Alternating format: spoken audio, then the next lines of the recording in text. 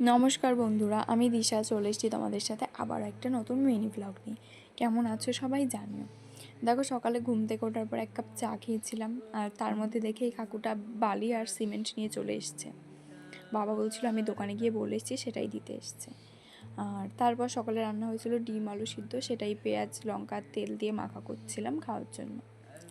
আর তারপরে তোমরা যারা আমার আগের ভিডিওটা দেখেছো তারা জানো যে আমাদের হারমোনিটা দোকানে দেওয়া আছে, তো আজকে চলে গিয়েছিলাম সেটাই আনতে।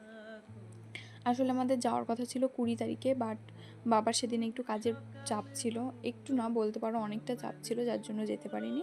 তো আমরা চলে গিয়েছিলাম কাল, মানে 21 তারিখ।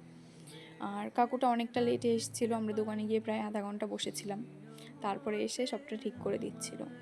আর তারপরে আমরা চলে আসছিলাম বাড়ির দিকে। আর বাড়ি পৌঁছে ফ্রেশ হয়ে আগে ভাত খেয়ে নিয়েছিলাম, কারণ দুপুরে খেয়ে যায়নি। আজকে দুপুরে রান্না হয়েছিল কচু চিংড়ি মাছের তরকারি। আর তারপর আমি বিকালে একটু ঘুমিয়েছিলাম। ঘুম থেকে ওঠার পরে দেখি বাবাই বারান্দাটা পুরোটা বালি আর সিমেন্ট দিয়ে প্লাস্টার করছে। আর আজকে প্লাস্টার করা পুরোটাই কমপ্লিট হয়ে গেছিলো, শুধু এই সাইডটা বাকি ছিল। তো চলো বন্ধুরা, দেখা হচ্ছে অন্য ব্লগে। ব্লগটা ভালো লাগলে অবশ্যই লাইক কমেন্ট করে আমাকে সাবস্ক্রাইব করে দিও।